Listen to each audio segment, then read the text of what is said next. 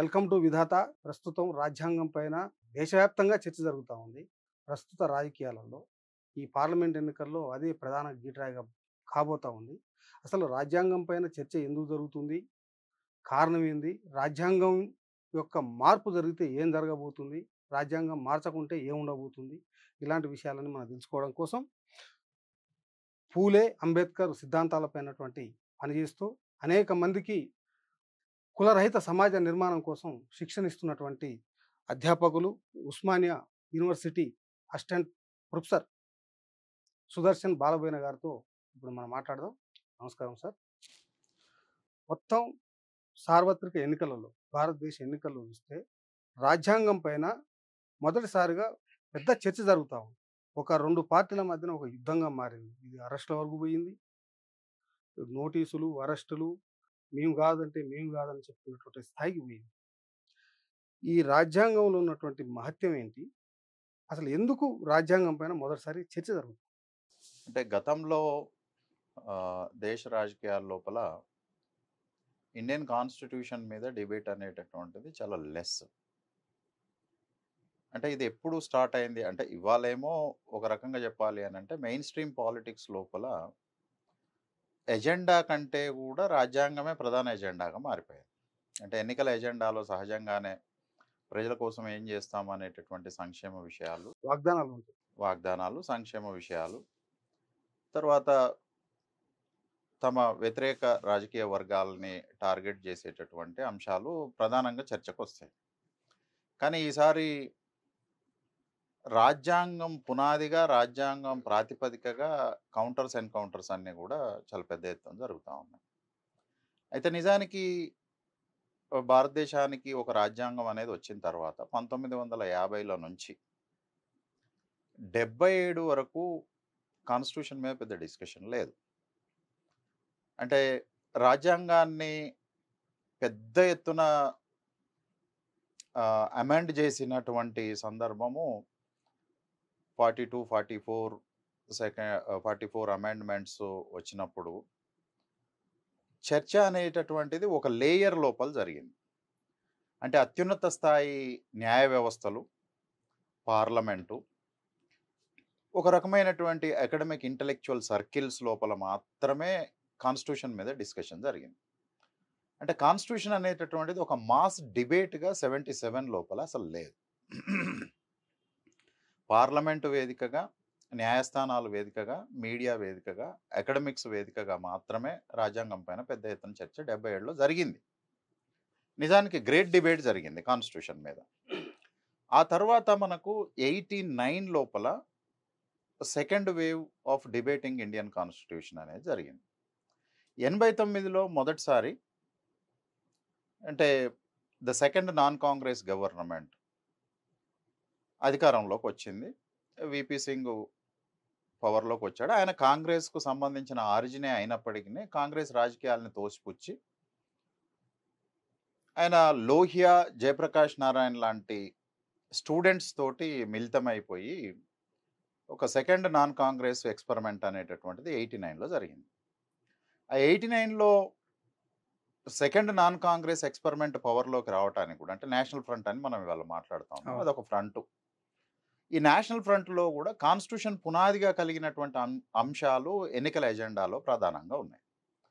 ఒక విషయం ఏంటిది అని అంటే కాంగ్రెస్ ఓడిపోయి తిరిగి నేషనల్ ఫ్రంట్ కింద పవర్లోకి వచ్చేటట్లయితే మండల్ కమిషన్ రిపోర్టుని మేము ఉన్నట్టుగా అమలు చేస్తాము అని చర్చ జరిగింది.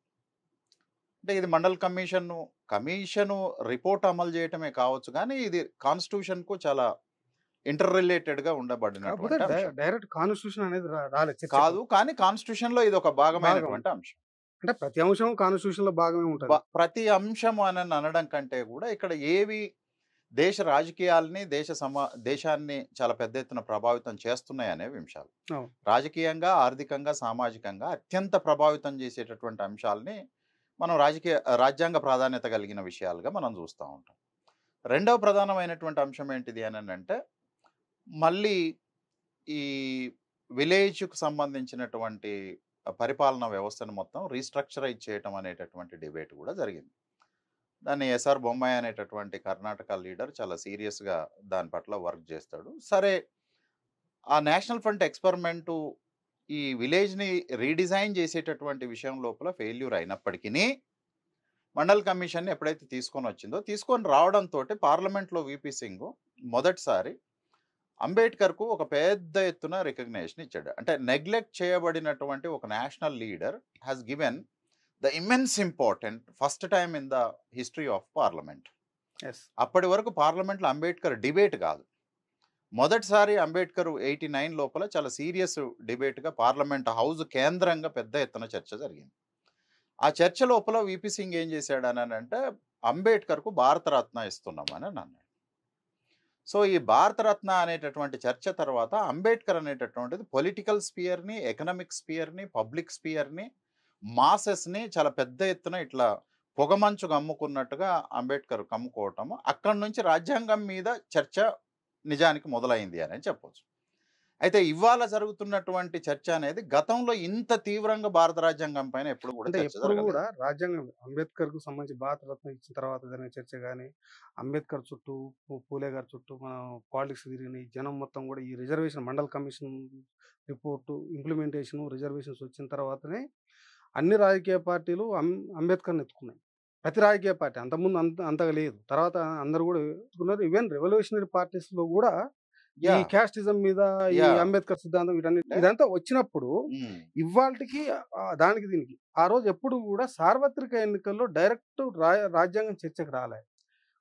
ఫస్ట్ టైం రాజ్యాంగమే ప్రధాన ఎజెండాగా ముందుకు వచ్చింది. అదే అంటే మీరు అన్నదానికే నేను వస్తా ఉన్నాను. అంటే రాజ్యాంగానికి సంబంధించినటువంటి చర్చ 3 దశల్లో జరిగినప్పటికీ ఇప్పుడు జరుగుతున్నటువంటి చర్చ ఏంటిది అని అంటే it is about direct debate on the constitution. రాజ్యాంగం ఉండాలా వద్దా, రాజ్యాంగాన్ని ఒకడేమో నాశనం చేస్తా అంటుండు, ఒకటి నేను కాపాడుతానని అంటుండు. అంటే ఇంత కౌంటర్ ఫోర్సెస్గా, యాంటగోనిస్టిక్ ఫోర్సెస్గా గతంలో ప్రత్యక్షంగా నిలబడినటువంటి వాతావరణం లేదు. రాజ్యాంగం పైన చర్చ ఉన్నది. అందుకని నేను రాజ్యాంగం 3 దశల్లో చర్చ జరిగింది. ఇప్పుడు జరుగుతున్నటువంటి రాజ్యాంగం పైన చర్చ అనేటటువంటిది అప్పుడు ఎలక్షన్ ఎజెండా అన్నిటిని కూడా పక్కకు పెట్టేసేసి constitution become as a electoral agenda. ఎందుకంటే గతంలో జరిగిన 2 చర్చలలో కూడా రాజ్యాంగాన్ని మారుస్తామన్న చర్చ లేదు. మొదటిసారి భారతదేశ రాజకీయాల లోపల రాజ్యాంగాన్ని పరిరక్షించటం కొరకు దేశంలో అతిపెద్ద జాతీయ పార్టీ ఢిల్లీ వేదికగా దీక్ష చేపట్టాల్సినటువంటి ఒక కండిషన్ వచ్చేసింది. అంటే నేను ఈ విషయాన్ని ఎందుకు చెప్తా ఉన్నానంటే 3 సందర్భాలు. ఒకనాడు ఇందిరాగాంధీ డిక్టటోరియల్గా ఉన్నప్పుడు మిగతా వాళ్ళు కాన్స్టిట్యూషన్ని ఎజెండాగా తీసుకునే ప్రయత్నం చేశారు. రెండోసారి అగైన్ కాంగ్రెస్కు వ్యతిరేకంగా మైన్యూట్ పొలిటికల్ ఫోర్సెస్ రాజ్యాంగాన్ని కాపాడే క్రమం లోపల జరిగింది. కానీ ఇవాళ రాజ్యాంగానికి వచ్చినటువంటి ప్రమాదము గతంలో ఎప్పుడూ జరగనటువంటి అతిపెద్ద ప్రమాదం. అయితే ఆ 2 సార్లు ఇక్కడ ఒక పాయింట్ గమనించాల్సింది, ఆ 2 సార్లు రాజ్యాంగం సంబంధించిన అంశాలపైన ప్రధాన చర్చ వచ్చినప్పటికీ రాజ్యాంగం మారుస్తామని చెప్పి కాంగ్రెస్ పార్టీ ఎన్నడూ ప్రకటించలే, రాజ్యాంగం మార్చే ఆలోచన కూడా చేయలేదు. రాజ్యాంగంలోని కొన్ని అంశాలని ఎక్స్పోజ్ చేయడం మీద డిస్కషన్ అయింది. కానీ ఈసారి డిఫరెంట్ అయింది, అసలు రాజ్యాంగమే అవసరం లేదనే. అంటే ఈడ 2 చర్చలు. ఒకటి రాజ్యాంగాన్ని మార్చుకునేటటువంటి అంశాలు రాజ్యాంగంలోనే ఇవ్వబడ్డాయి. కాబట్టి నిజానికి చెప్పాలి అని అంటే భారతదేశ రాజ్యాంగాన్ని మార్చిన దాంట్లో కాంగ్రెస్ పాత్రే ఎక్కువ. కానీ ఇక్కడ ప్రధానమైనటువంటి అంశం ఏంటిది అని అంటే రాజ్యాంగాన్ని ఏ విషయంలో మారుస్తాము, ఏ విషయంలో మార్చకూడదు అనేది చర్చ. సో అంటే అమెండ్మెంట్ చేసుకోవచ్చు. అయితే ఏ అంశాలను అమెండ్మెంట్ చేయొచ్చు, ఏ అంశాలను అమెండ్మెంట్ చేయకూడదు అనేటటువంటిది చర్చ. అంటే ఇప్పుడు మనకు ప్రియాంబుల్ ఉన్నది. ప్రియాంబుల్ ఏంటిది అని అంటే it is essence of the whole constitution అని. ఇప్పుడు మనం జనరల్గా ఫోర్వర్డ్ అని బుక్స్కి రాస్తుంటాం కదా. ఈ ఫోర్వర్డ్ అని బుక్స్ కోసం ఎట్లయితే రాస్తుంటాం అంటే బుక్లో ఉన్నటువంటి ఎసెన్స్ని ఫోర్వర్డ్లో ఎంతో కొంత చూపెట్టడానికి ఒక గ్లిమ్స్ ఇవ్వటం కొరకు ప్రయత్నం చేస్తాం. సో అట్లనే ఇక్కడ భారత రాజ్యాంగం యొక్క అంతర్లీనంగా ఉండబడినటువంటి అంశాలు ప్రియాంబుల్ లోపల మనకు కనిపిస్తాయి. అయితే ప్రియాంబుల్ని చేంజ్ చేయొచ్చా లేదా అనేటటువంటి చర్చ కూడా సుప్రీంకోర్టులో చాలా పెద్ద ఎత్తున డిస్కషన్ జరిగింది. ఒకవేళ రాజ్యాంగాన్ని పార్లమెంట్ మార్చొచ్చా అని అంటే ఏ అంశాలు మార్చొచ్చు, ఏ అంశాలు మార్చకూడదు అనేటటువంటి చర్చ జరిగింది. అంటే సహజంగా దాని ప్రాథమికమైనటువంటి మూలాల లోపల మార్చటానికి పార్లమెంటుకు కూడా హక్కు లేదు అనేటటువంటి వ్యాఖ్యానాలు సుప్రీంకోర్టు కూడా చేసింది. Yes. అయితే ఇక్కడ నేనేమంటున్నానంటే అసలు ఇప్పుడు జరుగుతున్నటువంటి చర్చ అట్లాంటిది ఏది కాదు. ఇప్పుడు జరుగుతున్న చర్చ ఏంటిది అని అంటే అసలు ఈ రాజ్యాంగమే ఈ దేశానికి పనికిరాదు, దీన్ని మొత్తంగా తీసేసి కొత్త రాజ్యాంగం తీసుకొని రావాలనే ఒక చర్చ జరుగుతుంది. అయితే దానికి కారణం ఏంటిది అని అంటే రాజకీయ పరిస్థితులు అనేటటువంటి ఇతరత్ర అంశాలని సమూలంగా మార్చేటటువంటి ఒక ప్రయత్నం చేస్తుంది. కాంగ్రెస్ పార్టీ బేసికల్గా ఒక లిబరల్ పార్టీ, లిబరలిజం అది. బీజేపీ పార్టీ బేసికల్గా ఇది fundamental orthodox conservative political party. అంటే to say in another way we call it as a right wing political party. Yes. ప్రపంచం లోపల రైట్ వింగ్ పాలిటిక్స్ ఉంటాయి, ప్రపంచం లోపల లిబరల్ పాలిటిక్స్ ఉంటాయి, ప్రపంచం లోపల లెఫ్ట్ వింగ్ పాలిటిక్స్ అనేటటువంటివి ఉంటాయి. అయితే ఇప్పుడు ఇక్కడ వార్ ఎక్కడ జరుగుతుంది అని అంటే రెండింటి మధ్య, లెఫ్ట్ రైట్ కాదు, లెఫ్ట్ సెంటర్ కాదు, రైట్. అంటే ఇప్పుడు సెంటరు తర్వాత రైట్ వింగ్ మధ్యన ఒక ఘర్షణ జరుగుతుంది. అంటే ఈ దేశాన్ని నిర్మించేటటువంటి క్రమం లోపల, పోస్ట్ కలోనియల్ ఇండియా లోపల ఈ దేశాన్ని నిర్మించేటటువంటి క్రమం లోపల లిబరల్స్ యొక్క పాత్ర చాలా కీలకమైనది. లిబరల్సే ఈ భారత రాజ్యాంగాన్ని తయారు చేశారు. అందుకనే భారత రాజ్యాంగం యొక్క స్వభావం ఏంటిది అంటే ఏంటిది, కాన్స్టిట్యూషన్ దీని నేచర్ ఏంటిది? కోటిరెడ్డి అంటే కోటిరెడ్డి ఏంటిది? ఆకారం కాదు, నీ స్వభావం ఏంటిది? అట్లాగానే భారత రాజ్యాంగం యొక్క స్వభావం ఏంటిది అనే చర్చ జరిగినప్పుడు ఇది లిబరల్ కాన్స్టిట్యూషనా లేకపోతే యాంటీ లిబరల్ కాన్స్టిట్యూషనా, ఫ్యూడల్ కాన్స్టిట్యూషనా అనేటటువంటి ఒక డిబేట్ ఉన్నది. బేసికల్గా ఇండియన్ కాన్స్టిట్యూషన్కు లిబరల్ క్యారెక్టర్ అనేటటువంటిది ఉన్నది. అంటే ఇది సోషలిస్టు లక్షణాలు ఉన్నాయి, దీనికి గాంధేయన్ లక్షణాలు ఉన్నాయి, అనేక విషయాల్లో దీనికి లిబరల్ లక్షణాలు కూడా ఉన్నాయి. ఈ లిబరల్ లక్షణాలు ఇప్పుడు అధికారంలోకి వచ్చి కూర్చున్నటువంటి రాజకీయ పార్టీకి నచ్చదు. ఎందుకు? సైద్ధాంతిక పరంగానే, ఐడియాలజికల్ గానే, అంటే వీళ్ళు రైట్ వింగ్ కాబట్టి. రైట్ వింగ్ అంటే బేసికల్ గా బీజేపీ తను ఐడియాలజీ లోపల గాంధీయన్ సోషలిజం అని మాట్లాడుతుంది. అంటే సోషలిజం చాలా రకాలు, మార్క్సిస్ట్ సోషలిజాలు ఉన్నాయి, లోహియా సోషలిజం ఉన్నది, అంబేద్కరైట్ సోషలిజం ఉన్నది, తర్వాత గాంధీకి కూడా ఒక సోషలిజం ఉన్నది. గాంధీయన్ సోషలిజం అనేది వాళ్ళ బేసిక్ ఐడియాలజీ, కానీ అది ఎప్పుడు కూడా దాని మీద పనిచేయదు. మీరు ఇవాళ వెబ్సైట్ ఓపెన్ చేసి చూడండి, BJP party ideology, political ideology Gandhian socialism అని ఉంటుంది. అసలు నిజానికి సోషలిస్ట్ లక్షణాలు కానీ సోషలిజం అనే పదాన్ని కానీ బీజేపీ రాజకీయ శిబిరాలలో ఎక్కడ వాడరు. వాళ్ళ దృష్టి లోపల సోషలిజం అనే పదం ఒక పెద్ద బూత్ తోటి సమానం. ఇక గాంధీ అయితే అంటే most neglected man in the BJP politics. అతన్ని చంపటం కూడా సరి అయినటువంటి చర్య అనేటటువంటి వాదన బీజేపీ శిబిరాల లోపల చాలా పెద్ద ఎత్తున యాక్సెప్టెడ్ థింగ్ అన్నమాట. గాంధీ హంతకుడినే వాళ్ళు అది యాక్సెప్టెడ్ థింగ్. అంటే నేను చెప్పేది ఏంటిది అని అంటే బేసికల్గా బై టెక్నికల్గా it looks as like A Gandhian socialism, కానీ ఆ గాంధీ లేడు, సోషలిజము లేదు బీజేపీ లోపల. దాని సహజమైనటువంటి ఐడియాలజీ. ఇంకోటి కూడా ఉంది, అసలు బీజేపీ పార్టీ ఆర్ఎస్ఎస్ సృష్టించినటువంటి శాఖలలో ఒక శాఖ అని, రాజకీయ శాఖ అనేది. అంటే నిజానికి ఆర్ఎస్ఎస్ కంటే ముందు నుంచే హిందూ పొలిటికల్ ఐడియాలజీ కలిగినటువంటి సంస్థలు చాలా ఉన్నాయి. అఖిల భారత హిందూ మహాసభ అనేది ఒకటి ఉండేది, పంజాబ్ హిందూ మహాసభ అనేది ఒకటి ఉండేది. ఈ అఖిల భారత పంజాబ్ హిందూ మహాసభలు అనేక రూపాంతరాలు చెందుకుంటూ అది జనసంఘగా వచ్చింది. సో ఈ అఖిల భారత హిందూ మహాసభ అనే ఒక రాజకీయ పార్టీ జనసంఘకు మధ్యలో ఆర్ఎస్ఎస్ అనేటటువంటిది ఒక కల్చరల్ వింగ్గా పుట్టుకొని వచ్చింది.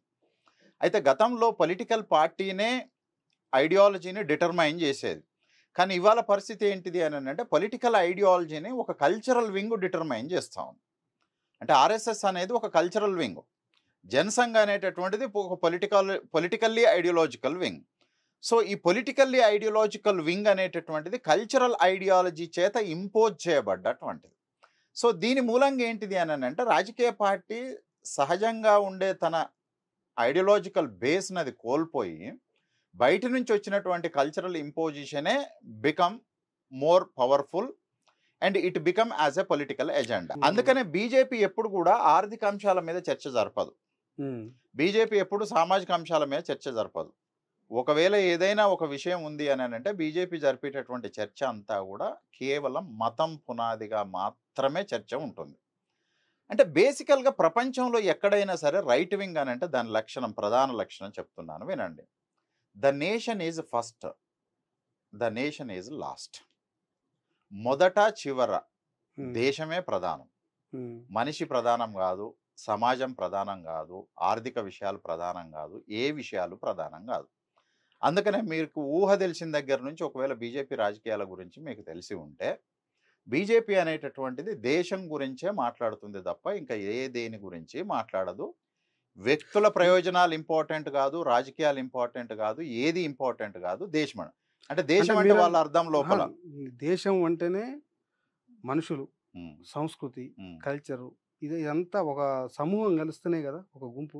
ఆ సమూహ ప్రయోజనాలే దేశ ప్రయోజనాలు అయితే కదా. మరి దేశం ముందు లాస్ట్ దేశం ఉన్నటువంటి ప్రజలను వదిలేసి మాట్లాడుతున్నారు వాళ్ళు. ప్రజలను వదిలేసే మాట్లాడతారు అంతే. అందుకనే కాంగ్రెస్ కు బీజేపీకి ఉండే డిఫరెన్స్ ఏంటిది అని అంటే, why Congress become as a liberal అని అంటే, వ్యక్తి ప్రధానము, ఆ తర్వాత వ్యక్తి పునాదిగా నిర్మించిన రాజకీయాలు, వ్యక్తి పునాదిగా నిర్మించిన దేశం, వ్యక్తి పునాదిగా నిర్మించినటువంటి సమాజం, అది ఇంపార్టెంట్. అంటే కాంగ్రెస్ పార్టీ సిద్ధాంతం ఇండివిజువలిజం అనేది అంటే వ్యక్తి ప్రగతి మొదట, వ్యక్తులు ప్రగతి పదంలో ఉంటే సమాజం ప్రగతి పదంలో ఉంటుంది అనే దాన్ని బిలీవ్ చేస్తుంది ప్రపంచం అంతా. కాంగ్రెస్ బేసికల్ గా లిబరల్ పార్టీ, కాంగ్రెస్ సిద్ధాంతం, కాంగ్రెస్ సిద్ధాంతం ఐడియాలజికల్లీ దాని ఐడియాలజీ అది, రైట్. సో బీజేపీ అనేటటువంటిది ఒక రైట్ వింగ్ పొలిటికల్ పార్టీ.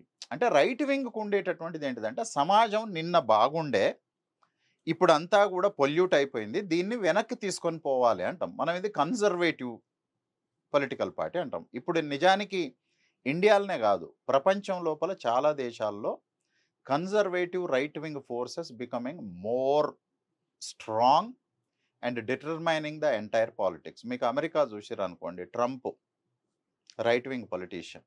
మీకు రష్యాలో చూడండి రైట్ వింగ్ పొలిటీషియన్. అంటే ప్రపంచం లోపల ఇప్పుడు చాలా దేశాల్లో రైట్ వింగ్ ఫోర్సెస్ చాలా బలపడతా ఉన్నాయి. ట్రంప్ మొన్న జరగబోయే ఎన్నికల లోపల ఎంత భయంకరంగా మాట్లాడుతూ ఉన్నాడని అంటే, నేను గిన ప్రెసిడెంట్ కాకపోతే ఈ దేశంలో రక్తపాతం బారుతుంది అని అన్నాడు. పోయినసారి ఎన్నికల్లో ఓడిపోతే ఆయన పార్లమెంట్ భవనం మీదకి మాసెస్ని ఎంకరేజ్ చేసి ఒక పెద్ద వైలెన్స్ని క్రియేట్ చేసిండు. అట్లాంటి రైట్ వింగ్ ఫోర్సెస్ని సమర్థించేటటువంటి పెట్టుబడిదారి వర్గం కూడా అమెరికాలో ఉన్నది. వాళ్ళు మొత్తం మీడియా హౌసెస్ని అన్నిటిని చేతిలో పట్టుకుంటారు. To say a single person Elon Musk. అంటే ఇండియాలో మీడియా ఎలన్ మస్క్ని చాలా శ్రమ పడేవాడు, సంపదను సృష్టించేవాడు అని పచ్చి అబద్ధాలు చెప్తున్నారు. ఎలన్ మస్క్ అనేటటువంటిది ఒక రేసిస్ట్ రాజకీయాల్ని, రేసిస్ట్ ఆర్థిక వ్యవస్థని నిలబెట్టడం కోసం ఎంతకైనా తెగిస్తాడు, ఎంత సంపదనైనా కూడా దానికోసం పెట్టుబడి పెట్టడానికి రెడీగా ఉంటాడు. So that there is a coalition in between the right wing Elon Musk and right wing Trump. అట్లనే ఇండియా లోపల కూడా ఇవాళ జరిగేది అది.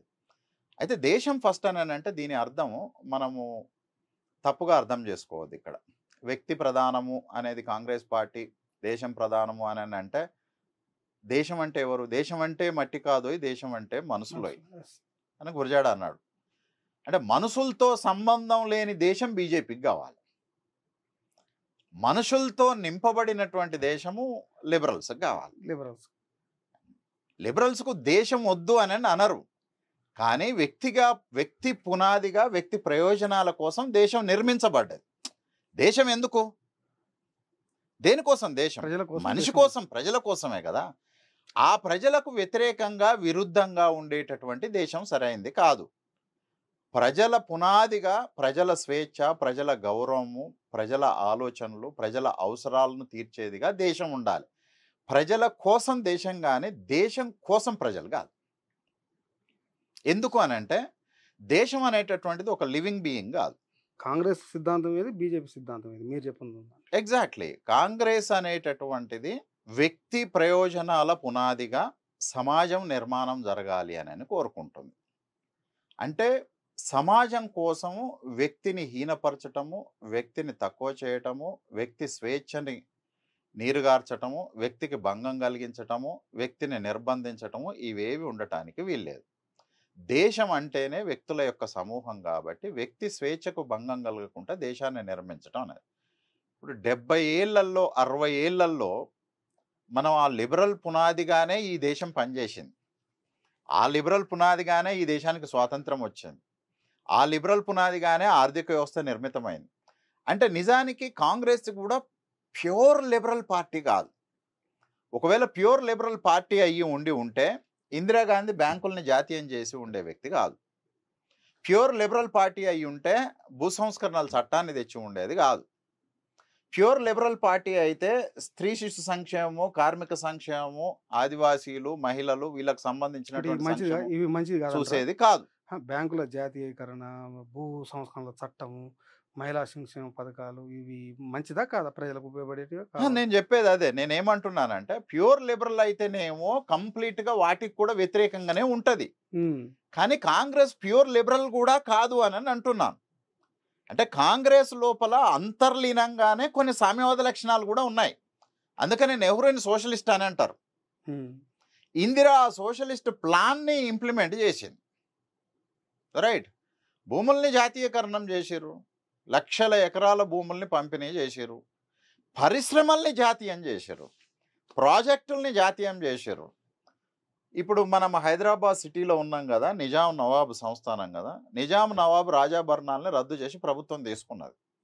ఇట్లా మోర్ దాన్ 5 రాజాభరణాలను రద్దు చేసింది ఇందిరాగాంధీ. కాంగ్రెస్ ప్రభుత్వము రాజుల యొక్క ఆస్తులు, అంటే గతంలో ఉన్నటువంటి రాజుల యొక్క ఆస్తులు, బంగారం, వెండి, వజ్రాలు, వాటిని అన్నిటినీ ఇది ప్రజల సొమ్ము అని రిటర్న్ తీసుకున్నది ప్రభుత్వం. అదే చర్చ నిజానికి ఇప్పుడు కూడా జరుగుతున్నది. ఆయన ఏమంటుండు అని అంటే, మోడీ నిన్ననో మొన్ననో మీరు ఒకవేళ కాంగ్రెస్ని ఎన్నుకునేటట్లయితే మీ ఆస్తులన్నిటిని ప్రభుత్వం తీసుకుంటుంది అని అంటుండు. ఎప్పుడు అట్లా తీసుకోలే.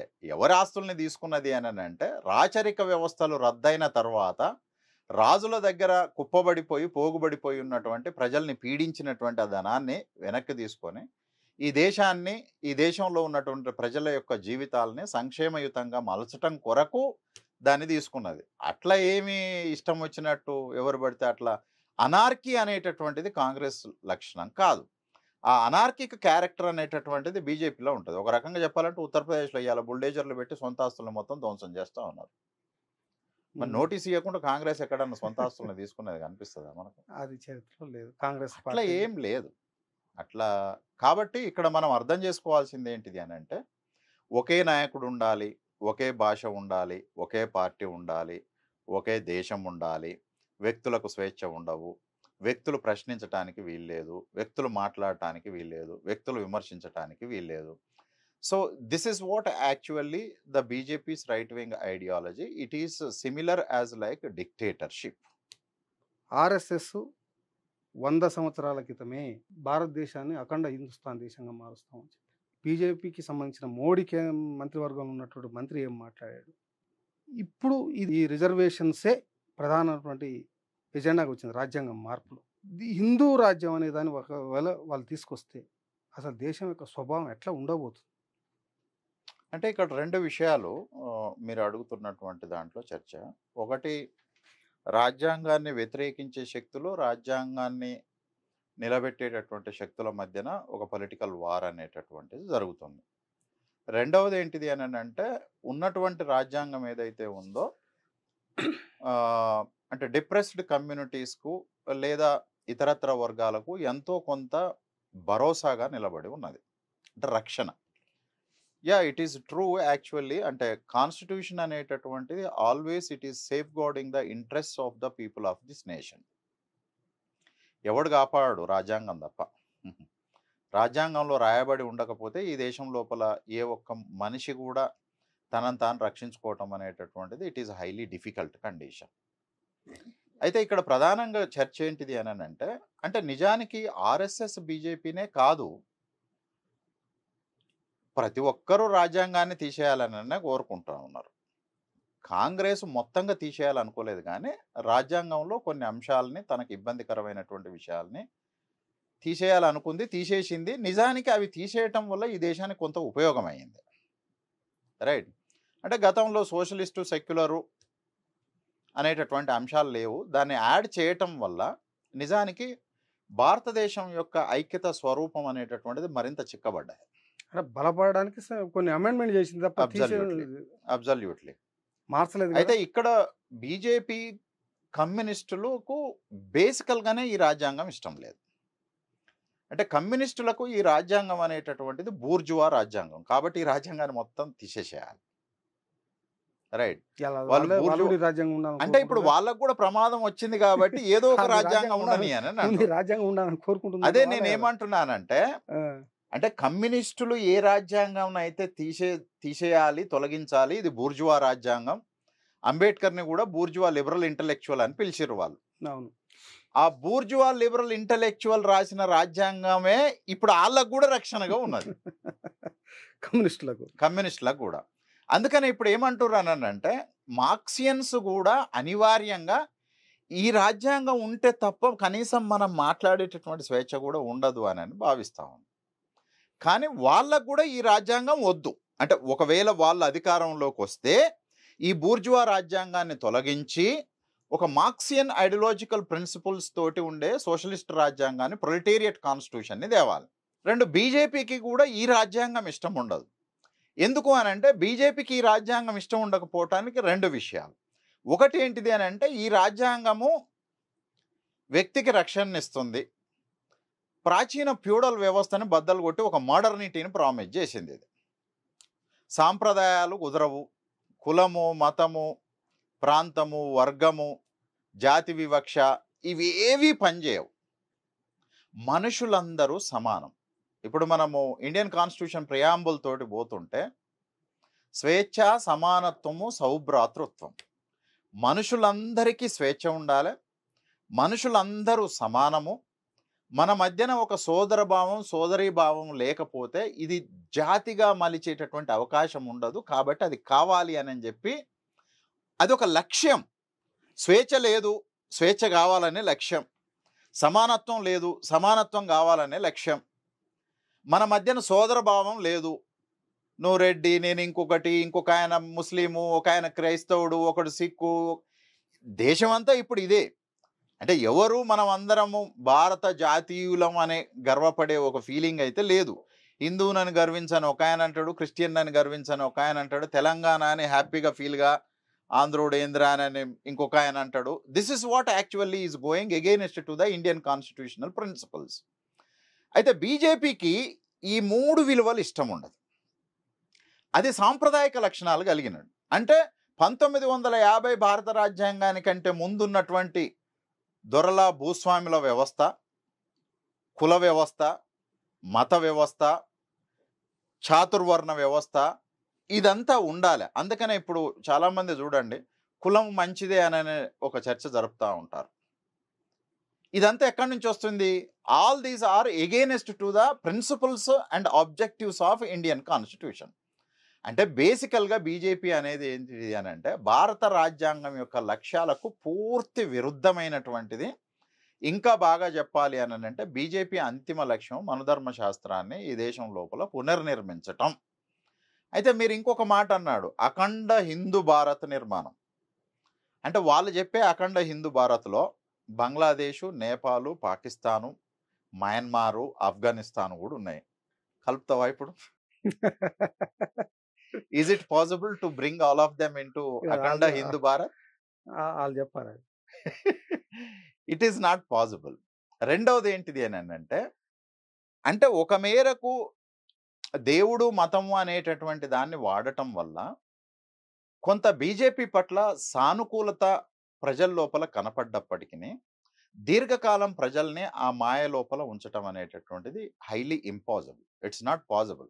అంటే బీజేపీ నేను హిందువుని, నా హిందువులంతా ఒకటి కావాలని కాస్త అనుకున్నప్పటికీ కూడా, మన హిందువులందరం బీజేపీ కోటాలని కోరుకున్నప్పటికీ, కొంతమంది కోరుకున్నప్పటికీ కూడా, అసలు ఈ స్వేచ్ఛ పోయి కుల సమాజం, వర్ణ వ్యవస్థ నిలబడాలా, మనుధర్మశాస్త్ర పునాదులే ఇవాళ రాజ్యాంగానికి బేస్ కావాలని చెప్పి అనుకొని నిజంగా ఆ వైపు కనుక పూర్తి స్థాయిలో ఆ మార్పు జరిగితే, ఇదే బీజేపీ కోటేషన్ వాళ్ళు తట్టుకోగలుగుతారా? ఈ ప్రజాస్వామ్య గాలుని ఒక 60 సంవత్సరాలు నేను అదే అంటున్నాను. యాక్చువల్గా ఏంటిది అని అంటే, ఇవాళ అజ్ఞానం వల్ల లేకపోతే అవగాహన రాహిత్యం వల్ల, ప్రత్యక్ష ఎక్స్పీరియన్స్ లేకపోవడం వల్ల బీజేపీ వస్తే బాగుంటుంది అని అనుకునేటటువంటి వాళ్ళు ఉండొచ్చు. కానీ ఒకరి తర్వాత ఒకరికి ఆ ఎఫెక్ట్ అనేటటువంటిది పడుతుంది.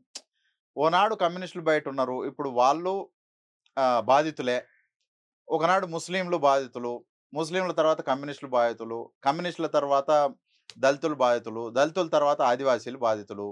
ఇప్పుడు హిందువుల్లోనే ఉండేటటువంటి రకరకాల వర్గాలు కూడా బాధితులే.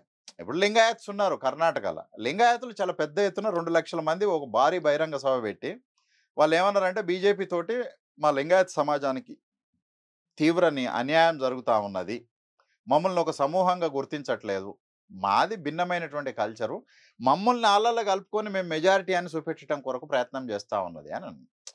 హిందూ అనేటటువంటిది ఒక దైవిక భావన. అంటే నేను I'm not going in to geographical identity of what Hindu and cultural identity of what Hindu అనేది. నిజానికి బీజేపీ చెప్తున్న దాని ప్రకారం వాళ్ళ ఐడియోలాగ్ అయినటువంటి సావర్కర్ ఇచ్చినటువంటి డెఫినేషన్ కంటే కూడా వాళ్ళు డిఫరెంట్గా పనిచేస్తా ఉన్నారు. సావర్కర్ హిందూని డిఫైన్ చేసిండు. సావర్కర్ అర్థం లోపల, అది మనకి ఇష్టం ఉన్నా లేకపోయినా, సావర్కర్ అర్థం లోపల హిందువులు అని అంటే భారతదేశం లోపలనే పుట్టుకొని వచ్చినటువంటి మత జీవనాన్ని ఆచరించేటటువంటి వాళ్ళు హిందువులు అన్నారు.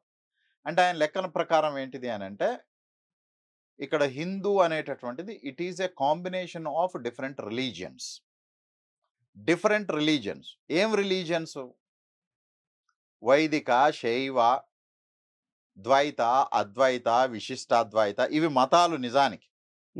రైట్. హిందూ మతం కాదు సావర్కర్ లెక్క ప్రకారం. Hindu is a geographical cultural identity. Right. తర్వాత భారతదేశంలో పుట్టినటువంటి మతాలని, మత జీవన విధానాన్ని పాటిస్తున్నటువంటి వాళ్ళు, దేశాన్ని పూజనీయంగా గౌరవించబడేటటువంటి వాళ్ళు హిందువులు అని అన్నాడు. రైట్.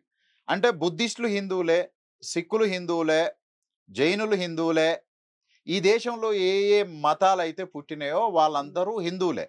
కానీ వాళ్ళ బీజేపీ చెప్తున్నటువంటి లెక్క హిందూకు డెఫినేషను తమ ఐడియోలాగ్, తమ సిద్ధాంతకర్తకే భిన్నమైనటువంటి దాన్ని. ఇప్పుడు వీళ్ళు ఏమంటారు అని అంటే, హిందూ అని అంటే వైదిక దేవీ దేవతల్ని ఆచరించటం హిందూ మతం అని చెప్తారు. సావర్కర్ ఏమో హిందూ అని అంటే వైదిక దేవీ దేవతలే కాదు, భారతదేశంలో పురుడు పోసుకున్నటువంటి అన్ని మతాల జీవన విధానం కలిగినటువంటి వాళ్ళు, ఈ దేశాన్ని ఆరాధనీయంగా భావించేటటువంటి వాళ్ళు, పుణ్యభూమిలాగా భావించేటటువంటి వాళ్ళందరూ హిందువులే అని అన్నాడు. అంటే ఒక రకంగా చెప్పాలంటే వాళ్ళ మధ్యనే కాంట్రడిక్షన్ ఉన్నది. ఇప్పుడు వాళ్ళు భారత మాత అంటారు కదా, సావర్కర్ మాత అనలే, భారత్ పిత అన్నాడు. దేశం అనేటటువంటిది పురుషుడిగా చూడాలి, స్త్రీగా చూడొద్దు అని సావర్కర్ అంటాడు. నేను ఈ విషయం గతంలో కూడా చాలా చోట్ల మాట్లాడుతూ చాలా కామెంట్లు తిట్టుకుంటూ పెట్టుకుంటూ మాట్లాడారు చాలా మంది. అంటే సావర్కర్కు దేశం అనేటటువంటిది మదర్ ఫామ్ లోపల ఉండదు. సావర్కర్కు దేశం అనేటటువంటిది పురుషుడు ధీరత్వానికి, పురుషుడు రీప్రొడక్షన్కు, వీటికి అన్నిటికీ సింబల్ కాబట్టి దేశం అనేది పురుషుడుగానే ఉండాలి అని ఆయన అన్నాడు. అందుకని ఇక్కడ నేను ఏమంటా ఉన్నానంటే, మొత్తంగా రాజ్యాంగాన్ని తీసేసి సాంప్రదాయిక బ్రాహ్మణీయ పునాదుల మీద నిలబడేటటువంటి ఒక మత రాజ్యాంగాన్ని, ఒక రైట్ వింగ్ కాన్స్టిట్యూషన్ని ఏర్పాటు చేయటం. దానికి కాన్స్టిట్యూషన్ కూడా అక్కర్లేదు. చాలా ఇస్లామిక్ దేశాల లోపల రిటర్న్డ్ కాన్స్టిట్యూషన్స్ ఏమీ ఉండవు. వాళ్ళ కాన్స్టిట్యూషన్ ఏంటిది అని అంటే ఖురానే కాన్స్టిట్యూషన్. రైట్. లేదా వాళ్ళ కాన్స్టిట్యూషన్స్ రాయబడినటువంటి ఉన్నా దానికి సోర్స్ అంతా ఖురాన్ అన్నమాట. ఇప్పుడు వీళ్ళు కూడా చెప్పేది అదే. వీళ్ళకు వాళ్ళకు పెద్ద డిఫరెన్స్ ఏమి లేదు. వీళ్ళు కూడా ఏం చేస్తుర్రు అని అంటే, ఈ రాసుకున్న రాజ్యాంగాలేవి వద్దు, మనకు ఆల్రెడీ మనుస్మృతి ఉన్నది కదా. అందుకనే మోడీ గారు భారత రాజ్యాంగమే నాకు ధర్మగ్రంథం అని నిన్న ఒక మీటింగ్లో మాట్లాడాడు. మనుధర్మము నాకు ఎట్టి పరిస్థితుల్లో ధర్మగ్రంథం కాదు అని చెప్పగలడా? చెప్పడు. ఎందుకు అని అంటే వాళ్ళు ఐడియాలజికల్గా మనుస్మృతికి కట్టుబడి ఉన్నారు. మనుస్మృతిని పునర్నిర్మించటం అనేటటువంటిది వాళ్ళ లక్ష్యం. అయితే ఆయన భారత రాజ్యాంగం నా ధర్మగ్రంథం అనటం అనేది నా దృష్టిలో బీజేపీ అండ్ నరేంద్ర మోడీ అనేటటువంటిది డిఫీట్ అవుతుంది. రాజ్యాంగం అక్కర్లేదు, ఈ రాజ్యాంగాన్ని మేము రద్దు చేస్తామని చెప్పలేకపోతున్నారు. రిజర్వేషన్లు కూడా రద్దు చేస్తాం, భయం అవుతా ఉన్నది. రైట్. అంటే ఈ రాజ్యాంగం వద్దు అని చెప్పితే దేశం లోపల బీజేపీ ఇంకొకటి పుట్టగతులు ఉండవు అనేటటువంటి విషయం అర్థమవుతా ఉంది. బీజేపీ కానీ లేకపోతే మోడీ కానీ భారత రాజ్యాంగాన్ని సవరించాలన్నా ఈ రాజ్యాంగం ప్రకారం ఏర్పడినటువంటి చట్టసభల్లో ఆమోదం పొందితేనే జరుగుతుంది కదా, లేకపోతే జరగదు కదా. అంటే ఈ రాజ్యాంగం ద్వారా ఏర్పడినటువంటి చట్టసభల్లో ఈ రాజ్యాంగాన్ని రద్దు చేయడం అనేది సాధ్యమైద్దా? లేదంటే if they have absolute majority they won't mind to change the entire constitution. అంటే ఎట్లా ఉంటుందని అంటే, ఇప్పుడు మీరు నాతోటి చర్చ జరుపుతున్నప్పుడు మీకు అంగీకారం లేని విషయాలని నేను మాట్లాడుతుంటే మీరు యాక్సెప్ట్ చేయకపోవచ్చు, విభేదించవచ్చు. కానీ ఇంకో పద్ధతి ఉంటుంది, మీకు ఇష్టం లేని విషయాలని నేను మాట్లాడుతున్నప్పుడు నన్ను దూషించవచ్చు, బూతులు తిట్టవచ్చు, మీరు తట్టుకోలేకపోతే దాడి కూడా చేయవచ్చు. అంటే బీజేపీ స్వభావం ఎట్లా ఉంటుంది అని అంటే, ఒక రూల్ని ఫాలో కావాలి, రాజ్యాంగ చట్టం యొక్క రూల్స్ అండ్ రెగ్యులేషన్స్ని నిబంధన వాళ్ళని ఫాలో కావాలి, అవేవి పట్టించుకోదు. అంటే right wing forces are not really follow and committing towards any kind of such principles. Power ఉంటే దాన్ని ఎట్లనైనా వాడేసేస్తాం. ఇప్పుడు మీ చేతిలో కత్తి ఉన్నది అంటే మీకు కామన్ సెన్స్ ఉంటే ఆ కత్తిని ఎట్లా ఎప్పుడు ఏ రకంగా వాడాలి అనేటటువంటి ఉంటుంది. కామన్ సెన్స్లో లేనివాడికి చేతిలో ఆయుధం ఇచ్చేస్తే దాన్ని మంచికి వాడొచ్చు, చెడుకు కూడా వాడటానికి అవకాశం ఉంటుంది, ఎట్లయినా వాడొచ్చు. కాబట్టి BJP, not just BJP, any right wing forces in the world, వాళ్లకు విలువలు ఏమీ ఉండవు రాజ్యాంగాన్ని వాడటానికి, రాజ్యాంగాన్ని సంస్కరించడానికి లేదా రాజ్యాంగాన్ని సవరణలు చేయటానికి. వాళ్ళ ఒక పద్ధతి అట్లాంటి ఏమీ వాళ్ళు నమ్మరు. పవర్ చేతులు ఉంది అని అంటే ఏదైనా కూడా చేసేస్తారు. అంతే కదా. అంటే రాజ్యాంగం యొక్క మౌలిక స్వరూపాన్ని మార్చకూడదు అని సుప్రీంకోర్టు తీర్పిచ్చింది. మౌలిక స్వరూపం కాదు, రాజ్యాంగాన్ని తీసేస్తానని అంటే కూడా నువ్వు రేపు చేయగలిగేది ఏమీ ఉండదు. ఒకప్పుడేమో మౌలిక స్వరూపాన్ని మార్చొద్దానంటే ఇందిరాగాంధీ కనీసం పార్లమెంట్లో మళ్ళీ బిల్లు పెట్టుకొని తనకు నచ్చినట్టుగా దాన్ని మార్చడానికి ఒక ప్రయత్నం చేసింది. అంటే ఒక ప్రొసీజర్ ఫాలో అయింది. బీజేపీ ఎప్పుడు కూడా ప్రొసీజర్ ఫాలో కాదు. తనకు బలం ఉంటే, తనకు శక్తి ఉంటే ఏదైనా కూడా చేయటానికి. అది కూడా రుజువైంది కదా కర్ణాటక ప్రభుత్వాన్ని గురించి, మధ్యప్రదేశ్లో ఎక్కడ. అంటే ఇవి చాలా చిన్న చిన్న విషయాలు, చిన్న విషయాలు. అంటే తనకు పవర్ ఉంటే ఆ పవర్ నుంచి ఏమైనా చేయగలుగుతున్న దానికి ఈ 2 ఉదాహరణలు కూడా మన కణముందు కనపడుతుంది. నేను అనేది మౌలిక స్వభావం అని అంటే, ఇప్పుడు మనది సమాఖ్య రాజ్యాంగం. అవును, right. It is a semi federal constitution. అంటే రాష్ట్రాలకు కూడా రాజ్యాంగంలో కొన్ని హక్కులు ఇట్లాంటివన్నీ ఉంటాయి. రేపు 3వసారి బీజేపీ అధికారంలోకి వచ్చిన తర్వాత భారత రాజ్యాంగం యొక్క సమాఖ్య స్ఫూర్తి కిల్ చేయబడుతుంది. ఆల్రెడీ వాళ్ళు ఒక చర్చ పెడతా ఉన్నారు. ఏమిటి ఆ చర్చ? ఏంటిది అని అంటే జమిలీ ఎన్నికలు ఉండాలి అని. ఆ జమిలీ ఎన్నికలకు అమాయక ప్రజల్ని బుట్టలు వేసుకోవడానికి ఎన్నికలకు చాలా పెద్ద ఎత్తున ఖర్చు అవుతా ఉంది. ఆ ఖర్చును తగ్గించడం కొరకు మనము జమిలీ ఎన్నికలు పెట్టాలి అని అంటుంది. అసలు ఈ ఖర్చును తగ్గించడానికి వాళ్ళకి ఇచ్చేటటువంటి రాయితీలు, పెట్టుబడిదారులకు ఇచ్చేటటువంటి రాయితీలు, వీటినన్నిటిని తొలగించి ప్రజాస్వామిక వ్యవస్థను నిలబెట్టడానికి, ఒక ఫెడరల్ స్ఫూర్తిని నిలబెట్టడానికి ఖర్చు అయినా కూడా అది పెద్ద విషయం ఏమీ కాదు. ఆ జమిలీ ఎన్నికల్ని ముందు తీసుకొని వస్తామని అంటారు. ఒకవేళ ఈ పార్లమెంట్ ఎలక్షన్ పోయినా వాళ్ళు గెలిచి కూర్చున్న తర్వాత ఒకటేసారి 28 రాష్ట్రాలకు ఎన్నికలు పెడతామని అంటే ఎట్లా ఉంటుందో ఒకసారి చూడండి. రెండవది, ఇమ్మీడియట్గా రేపు వచ్చిన తర్వాత ప్రియాంబుల్లోకి వెళ్ళి తీసేయబోయేటటువంటి అంశం ఏంటిది అంటే సోషలిస్టు, సెక్యులర్. ఈ 2 పదాలని తీసేయటమే కాదు, ఆ పదాల వెనక ఉండినటువంటి ఆర్టికల్స్ను కూడా మొత్తంగా తొలగించేస్తారు. అంటే దానివల్ల భారత ప్రజలకు జరగబోయే నష్టం ఏంటిది? అదే చెప్తున్నాను. మూడో అంశం ఏంటిది అని అంటే రిజర్వేషన్లను ఎత్తేయటం. 4వ అంశం ఏంటిది అని అంటే యూనిఫామ్ సివిల్ కోడ్ తోటి మొత్తం ఒకే రకమైన. ఆల్రెడీ మీకు తెలుసో లేదో, మైహోం రామేశ్వరరావుకు సంబంధించిన ఒక న్యూస్ 9 అనే ఛానల్ ఉంటుంది. ఆ ఛానల్లో రోజు ఒక ప్రోమో వస్తూ ఉంటుంది అనమాట. ఆ ప్రోమోలో ఒక ఉమెన్ డిబేట్ చేసేటామె ఆమె ఏమంటుంది అని అంటే, ఒకే రకమైనటువంటి నేరం చేసినటువంటి సందర్భం లోపల పురుషుడికి ఎక్కువ శిక్ష ఉంటుంది, స్త్రీకి ఎందుకు తక్కువ శిక్షలు ఉంటాయి అని. అంటే స్త్రీ పురుషుల మధ్యన ఉండేటటువంటి సోషలాజికల్ డిఫరెన్సెస్ ఇవి ఏవి చర్చలు లేవు. రైట్. అంటే నిజానికి అట్లాంటి ఒక అంశం గిన తీసుకొని వస్తే రేపు స్త్రీలని బూటకాల కింద తొక్కి పెట్టడము, చీమను తొక్కి పెట్టడం ఎంత సులభమవుతుందో అంతకంటే సులభమైనటువంటి పని అవుతుంది రేపు. ఉమెన్ మీద చాలా పెద్ద ఎత్తున ఇది జరుగుతుంది. అంటే మహిళకు హక్కులు లేకుండా చేస్తారా? ఉండవు. మహిళలకి అంటే పూర్తిగా రాజ్యాంగం ఇచ్చినటువంటి రాజకీయ హక్కుల్ని తొలగించకపోవచ్చు కానీ సాంస్కృతిక రంగంలో స్త్రీ పూర్తిగా పురుషుడికి లోబడి ఉండేటటువంటి ఒక కల్చరల్ ఫామ్ని తీసుకొని వస్తారు. అంటే అది ఎట్లా ఉండబోద్దు అనేది మీ అంటే మతం చాలా కీలకం అవుతుంది. మతం పునాదిగా మాత్రమే స్త్రీకి ఉండేటటువంటి హక్కులు రేపు నిర్వచించబడతాయి కొత్తగా. అంటే ఇప్పుడేమో స్వేచ్ఛ, సమానత్వం, సౌభ్రాతృత్వం పునాదిగా స్త్రీ హక్కుల గురించి మనం మాట్లాడుతున్నాం. రేపు స్వేచ్ఛ, సమానత్వం, సౌభ్రాతృత్వం కాదు. ఇవాళ మీరు చూడండి టీవీ ఛానళ్ళల్లో చాలామంది ఉమెన్ మాట్లాడుతూ ఉన్నారు. భర్తకు లోబడి ఉండటం కదా స్త్రీ ధర్మము అని చెప్పి వాళ్ళు మాట్లాడుతూ ఉన్నారు. ఈ ఛానళ్ళు ప్రచారం చేస్తూ ఉన్నారు. ఇప్పుడు ఇయాలనే భర్తతో సమానం కాదు. భర్తకు లోబడి ఉండటం అనేటటువంటి భారతీయ సనాతన ధర్మం. ఈ మధ్య కొత్త వర్డ్ దొరికింది వాళ్ళకు.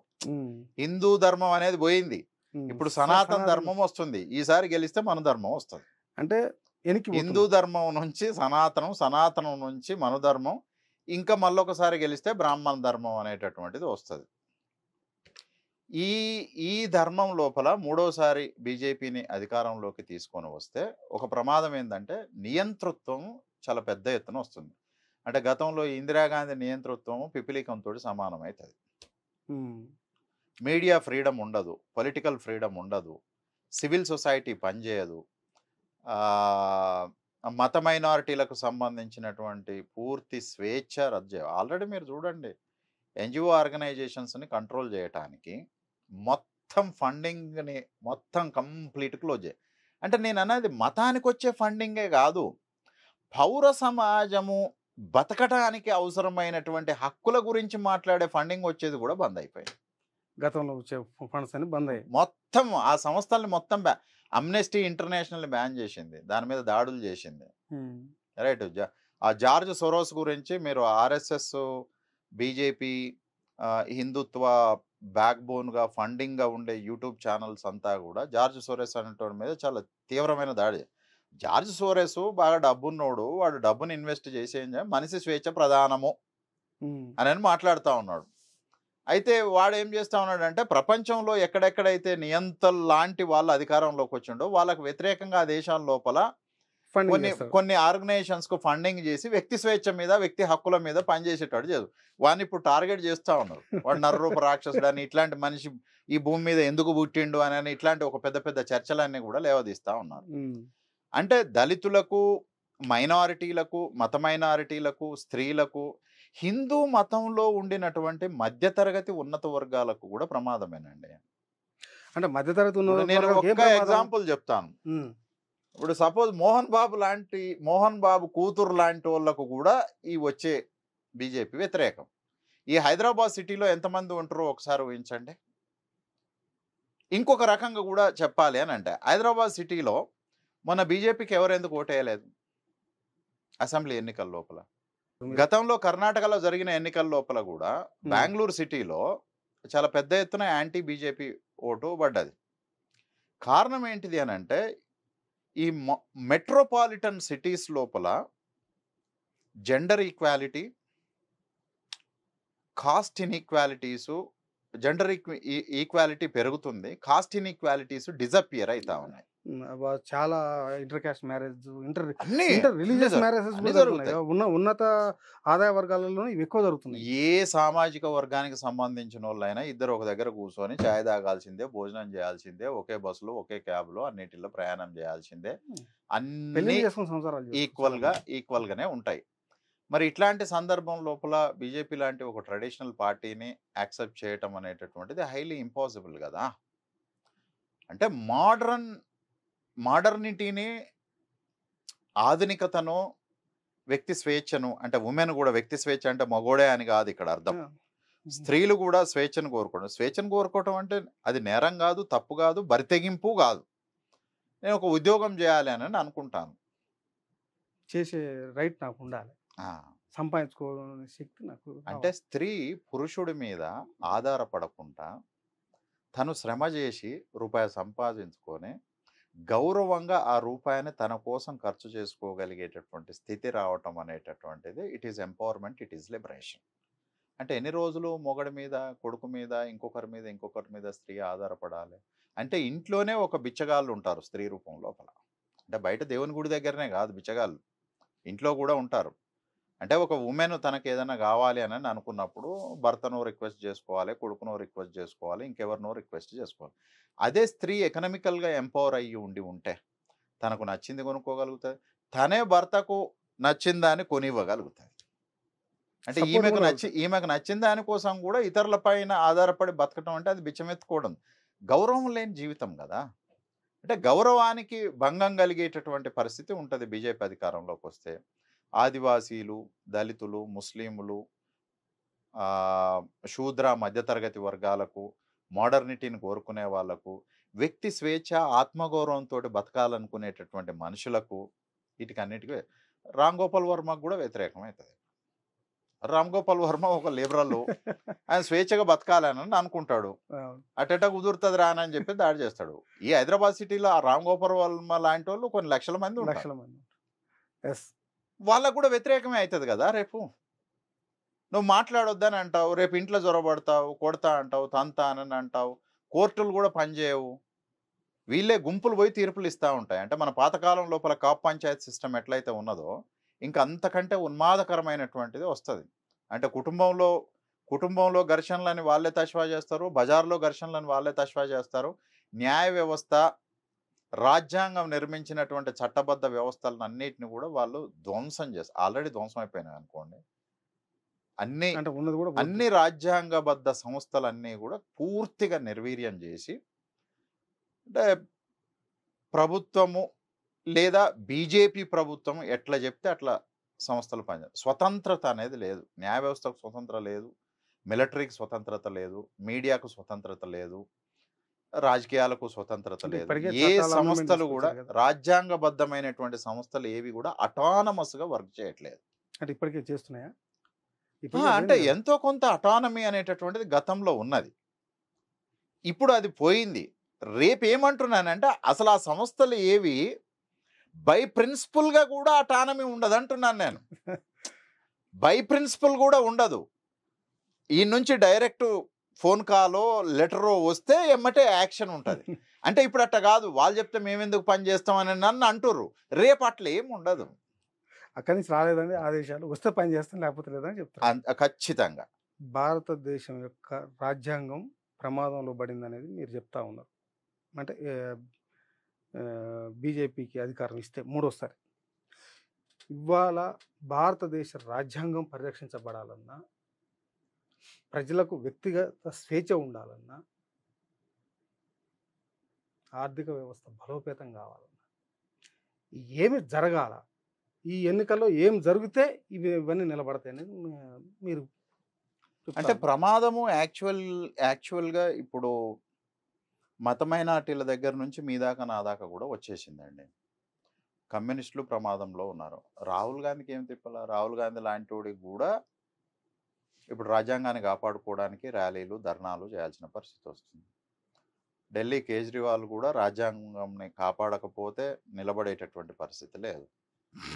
మమతా బెనర్జీ కూడా కాన్స్టిట్యూషన్ గురించే మాట్లాడుతూ ఉంది. అంటే నిజానికి వీళ్ళందరూ చాలా ఉన్నత వర్గాలు, రాజకీయంగానే కాదు ఆర్థికంగా కూడా చాలా సామాజికంగా కూడా ఉన్నత వర్గాలు. అట్లాంటి వర్గాలకు కూడా ప్రమాదంగా ఇప్పుడు రాజకీయ పరిస్థితులు కొనసాగుతూ ఉన్నాయి.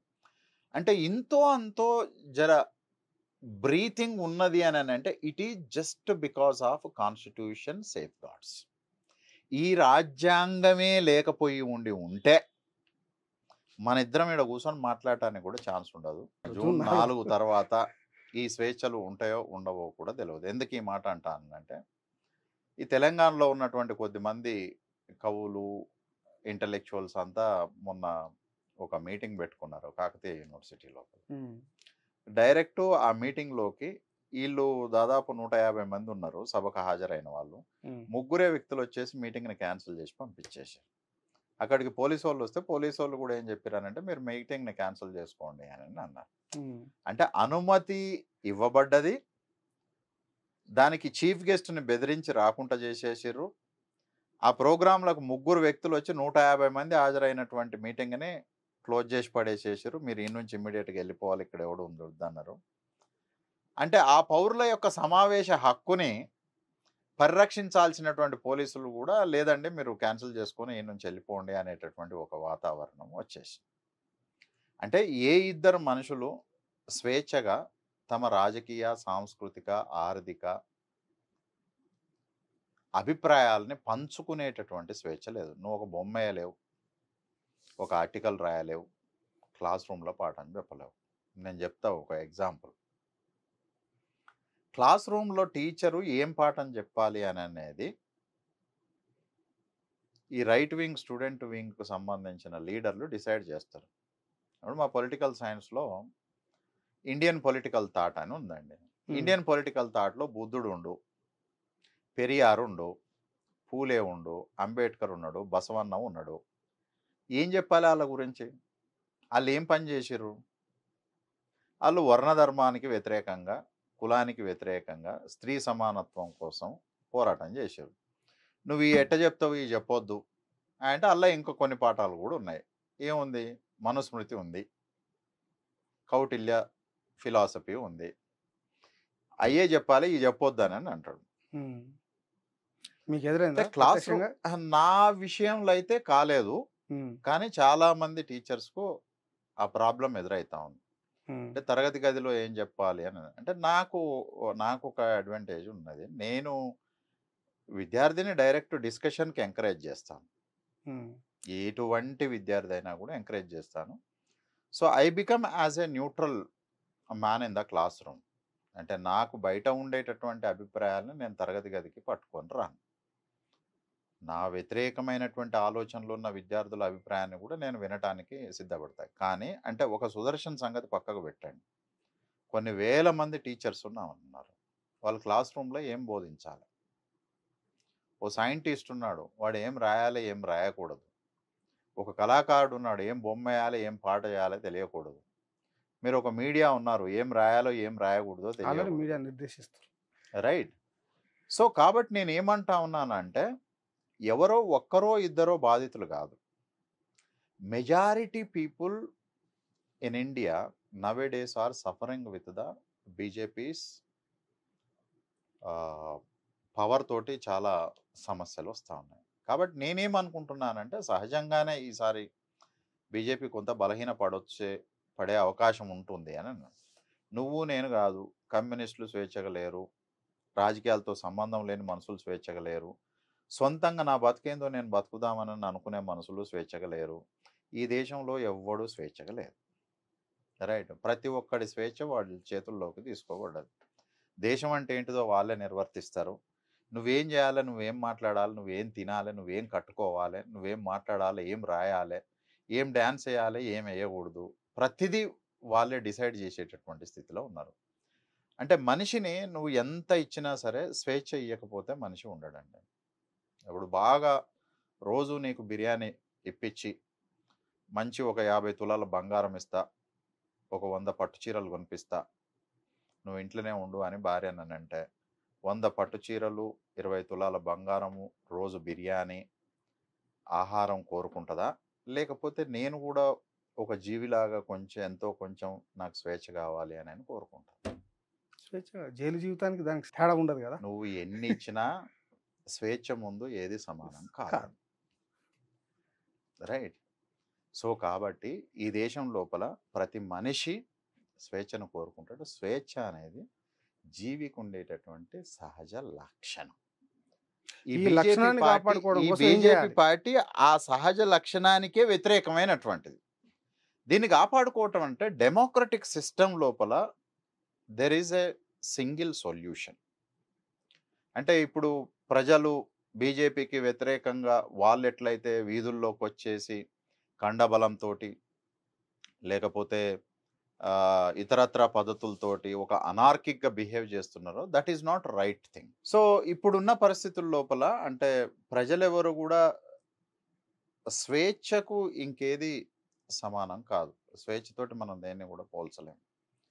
స్వేచ్ఛ లేక, సమానం లేక, ఆత్మగౌరవం లేక, ఉద్యోగాలు లేక, తిండి లేక, తిప్పలు లేక యూత్ ప్రపంచం లోపల ఏ దేశంలో లేనంత యంగ్స్టర్ పాపులేషన్ ఇవాళ ఈ దేశంలో ఉన్నాయి.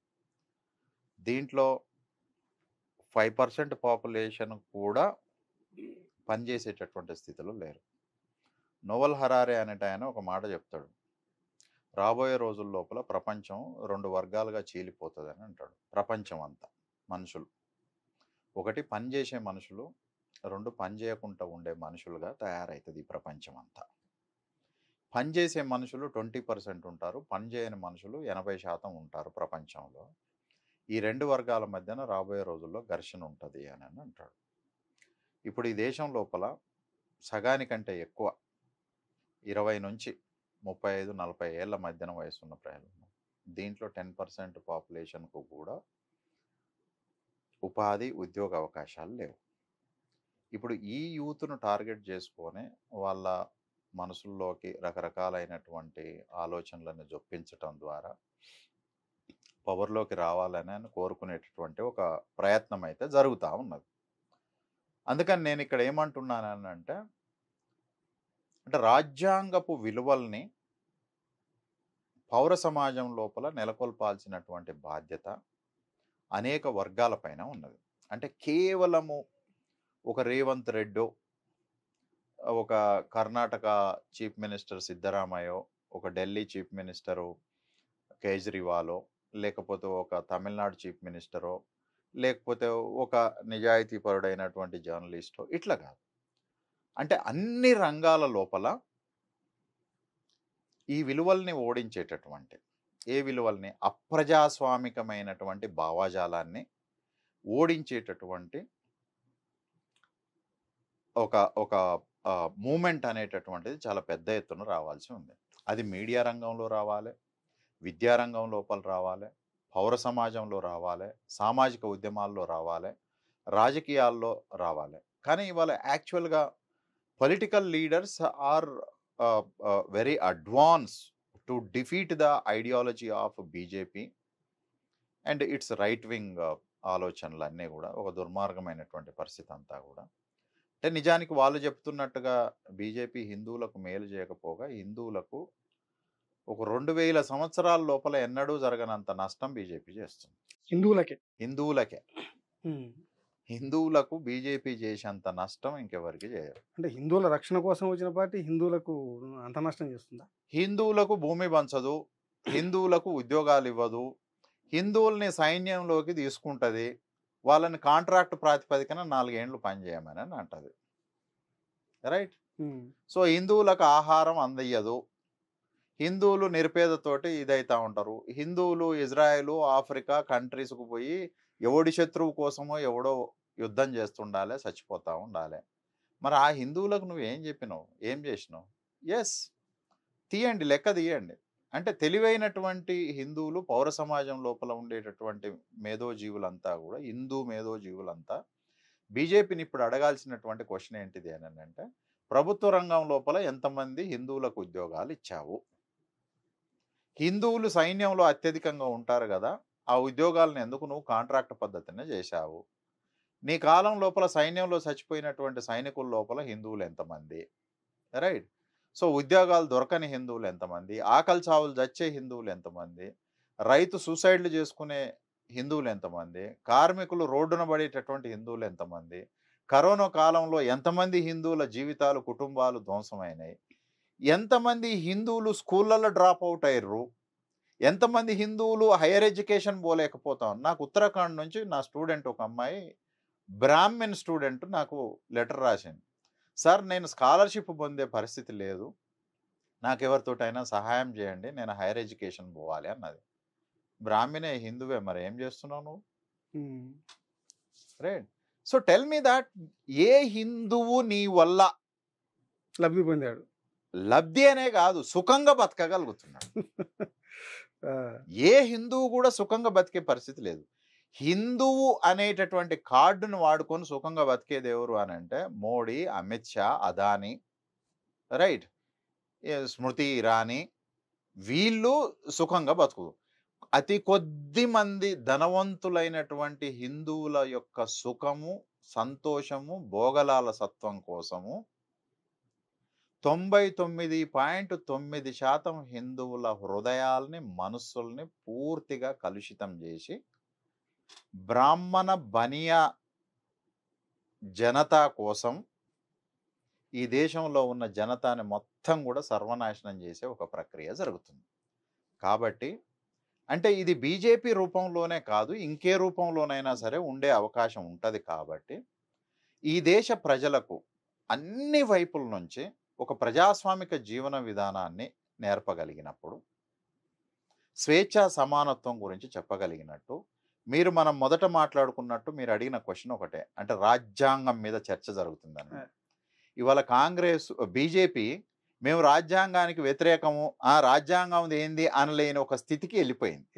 అంటే ఒక రకంగా చెప్పాలి అని అంటే రాజ్యాంగం బికమ్ యాజ్ ఎ అప్పర్ హ్యాండ్. మనుస్మృతి గొప్పది అని ఎన్నికల సందర్భం లోపల చెప్పలేకపోతుర్రు, ఎప్పుడైనా చెప్పని కాక. ఇవాళ ఎలక్షన్ కాంటెక్స్లో అయితే మనుధర్మమే రాజ్యాంగం కంటే కూడా గొప్ప ధర్మం అని అనట్లే మోడీ. భయపడతా ఉన్నాడు. కారణం ఏంటిది అని అంటే ప్రజలకు ఎంతో కొంత ఇప్పటికైనా సరే రాజ్యాంగం పట్ల నమ్మకము, విశ్వాసము, గౌరవము, ఇది మా జీవితాలని నిర్ణయించేటటువంటి దిక్చూసి అనేటటువంటి దాన్ని బిలీవ్ చేస్తున్నారు. కాబట్టి అయితే ఈ సందర్భాన్ని ఉపయోగించుకొని కేవలము రాజకీయ శత్రువుల మధ్యనే రాజ్యాంగ సంబంధమైన చర్చ జరగటం కాకుండా ఒక సాధారణ పౌరుడి స్థాయి లోపల రాజ్యాంగం పైన చర్చ జరిగినప్పుడు, ఆ ప్రజాస్వామిక రాజ్యాంగ విలువల్ని మనం కాపాడగలిగినప్పుడు ఇట్లాంటి రైట్ వింగ్ ఫోర్సెస్ పవర్లోకి రాకుండా మనం ఆపటానికి అవకాశం ఉంటుంది.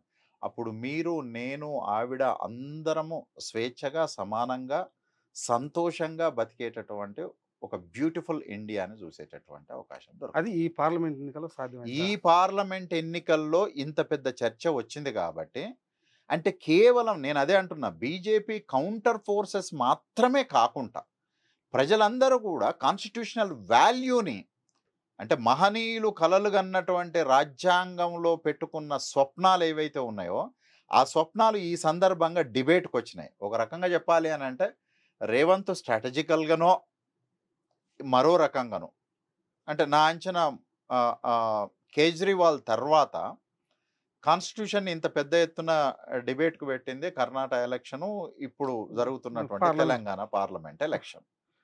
So I think tomorrow it become a big debate on the constitution. నాకు తెలిసి భవిష్యత్తు లోపల మనం ఇంతకుముందు అసెంబ్లీ ఎలక్షన్ లోపల అయితే ప్రజలు ఎట్లా ఒక బెర్ర గీసి ఇది ఇటు అని చెప్పిర్రో, రాబోయే రోజుల్లో కూడా బీజేపీని రాజ్యాంగ వ్యతిరేక పార్టీ అని, బీజేపీ ఇతర పార్టీలు రాజ్యాంగ అనుకూల పార్టీలనే ఒక క్లియర్ కట్ వర్టికల్ డివిజన్ గీసేటటువంటి కాలం కూడా రాబోవచ్చు అని నేను అనుకుంటా ఉన్నాను. ఆ గీత ఉన్నది, దాన్ని ఇంకా పెద్ద గీతగా చేయాల్సినటువంటి అవసరం ఉన్నది. ఆ గీత నీకు నాకు మధ్యనే, కొద్దిమంది చదువుకున్న రాజకీయాల గురించి తెలిసిన వాళ్ళ మధ్యనే ఆ గీత ఉన్నది. ఈ గీతను ఇంకా లాంగ్ డిస్టెన్స్ కు తీసుకుని ఏదైనా రేవంత్ రెడ్డి జాతీయ రాజకీయాలు చర్చ జాతీయ రాజకీయాల లోపల వచ్చింది. అయితే ఇట్లాంటి విలువలు సుదీర్ఘ కాలం పాటు కొనసాగాలి అని అంటే ఆ రేవంత్ రెడ్డి ఇంకొకరు గీసినటువంటి ఒక గీత ఏదైతే ఉందో ఈ గీతను ఇంకా చాలా దూరం తీసుకొని పోవాలి అంటున్నాను. ఈ గీత ఇవాళ కేవలం ఎన్నికల సందర్భంలో గీయబడిన గీత. ఈ గీత ఇక ముందు చెరపబడకుండా ఉండటానికి జర్నలిస్టుల మధ్యన గీతలు గీయబడాలి, విద్యార్థుల మధ్యన గీతలు గీయబడాలి, గ్రామీణుల మధ్యన గీతలు గీయబడాలి, మతాల మధ్యన గీతలు గీయబడాలి. బీజేపీ రాజ్యాంగ వ్యతిరేక రాజకీయాలు, కాంగ్రెస్ పార్టీ రాజ్యాంగవాద రాజకీయాలు. కాంగ్రెస్ పార్టీది రాజ్యాంగవాదమే. కాంగ్రెస్ పార్టీ రాజ్యాంగంలో తేడాలు ఉండొచ్చు కానీ it is not against to constitutionalism. BJP is against to constitutionalism. దాని కాన్స్టిట్యూషన్ మనుస్మృతి. కాంగ్రెస్ కాన్స్టిట్యూషన్ మనుస్మృతి కాదు, రాజ్యాంగవాదం, రాజ్యాంగతావాదం. కాన్స్టిట్యూషనలిజం అనేటటువంటిది కాంగ్రెస్ యొక్క ప్రిన్సిపల్, అది ఫండమెంటల్ ప్రిన్సిపల్. అది కలోనియల్స్ ఉన్న దగ్గర నుంచే రాజ్యాంగానికి సంబంధించినటువంటి ఒక పెద్ద చర్చని తీసుకొని వచ్చి రాజ్యాంగాన్ని ఏర్పాటు చేసింది. బీజేపీ మమ్మల్ని మార్ఫింగ్ చేశారు, మేము రిజర్వేషన్లకు వ్యతిరేకం కాదు, రిజర్వేషన్లకు వ్యతిరేకము, మేము రాజ్యాంగాన్ని మారుస్తాం, రద్దు చేస్తున్నాము, ఈ రాజ్యాంగం మీద కుట్ర జరిగిందనే పేరు మీద మా మీద లేనిపోని ఆరోపణలు చేస్తున్నారని చెప్పి కేంద్ర హోంశాఖ ఢిల్లీలో ఫిర్యాదు చేసి రేవంత్ రెడ్డి మీద, ఇతర కాంగ్రెస్ సోషల్ కార్యకర్తల మీద కేసులు పెట్టింది, నోటీసులు ఇచ్చింది. ఆ నోటీసులపైన ఆయన తీవ్రంగా స్పందించారు. అయితే ఈరోజు ఒక ముగ్గురు అరెస్ట్ చేశారు కాంగ్రెస్ పార్టీ సోషల్ వారియర్స్. ఈ పరిణామాల్ని ఎట్లా చూడొచ్చు? ఏం జరగబోతుంది? ఏం జరిగే అవకాశం ఉంది? అంటే ఈ సందర్భం లోపల బీజేపీ రిజర్వేషన్లకు, ఎస్సీ ఎస్టీ ఓబీసీ రిజర్వేషన్లకు బీజేపీ పార్టీ వ్యతిరేకం, మేము వ్యతిరేకిస్తున్నాం అనే అమిత్ షా మాట్లాడినట్టుగా ఒక ఫేక్ వీడియో వైరల్ అయింది. దాని మీదనే ఢిల్లీలో కేసులు ఫైల్ అయినాయి. ఢిల్లీ పోలీసులు ఇక్కడికి వచ్చి చీఫ్ మినిస్టర్ రేవంత్కి నోటీసులు ఇష్యూ చేశారు. ఆయన చాలా క్లియర్గా చెప్తున్నాడు, నాకు ఎలక్షన్ బిజీలో ఉన్నాను, నేను ఇప్పుడు రాలేను అని చెప్పి చెప్తా ఉన్నాను. అయితే ఇక్కడ అంటే ఆ నేను వీడియో కూడా నాకు సంబంధం లేదన్నాడు కదా. ఉండకపోవచ్చు కూడా. కాకపోతే వాళ్ళు ఆరోపిస్తున్నది ఏంటి అని అంటే, తెలంగాణ స్టేట్ కాంగ్రెస్ వెబ్సైట్ లోపల, యూట్యూబ్ లోపల అది అప్లోడ్ అయ్యింది అని ఉన్నది. అదే నేను అనేది ఏంటంటే, అది మీరు అన్నట్టుగా ఏంది అని అంటే టెక్నికల్గా వ్యాలిడ్గా ఉండదు. అది అంటే డైరెక్ట్గా రేవంత్ మాట్లాడింది తప్ప టెక్నికల్గా అదైతే వ్యాలిడ్ కాదు. అంటే ఒకవేళ Telangana Pradesh Congress committee YouTube channel లోపల మార్ఫింగ్ చేసినటువంటి, వాయిస్ మార్ఫింగ్ చేసినటువంటి వీడియోని అప్లోడ్ చేసి ఉంటే టెక్నికల్ వింగ్ మీద చర్య జరుగుతుంది తప్ప దానికి చీఫ్ మినిస్టర్ రేవంత్ రెడ్డిని కేసు పెట్టవచ్చు, అది వేరు విషయం. కేసు పెట్టవచ్చు అంటే రేవంత్ నిలిచేది కాదు. అన్నిటికీ ప్రతి వీడియోకి శాంక్షన్ చేస్తేనే అప్లోడ్ అవుతుంది అనేది అది నిలిచే కేసు కాదు. అది నిలబడదు. రెండో విషయం ఏంటిది అని అంటే రేవంత్ అన్న దాంట్లో అబద్ధం ఏమీ లేదు. అంటే బేసికల్గానే బీజేపీ అన్ని రకాల రిజర్వేషన్లకు వ్యతిరేకమే, రైట్? ఇప్పుడు ఓబీసీ రిజర్వేషన్ని అమలు పరచడానికి పార్లమెంట్ లోపల విపి సింగ్ ఆర్డినెన్స్ రిలీజ్ చేసిన తర్వాత ఇమ్మీడియట్గా అద్వానీ రథయాత్ర మొదలుపెట్టాడు, రైట్?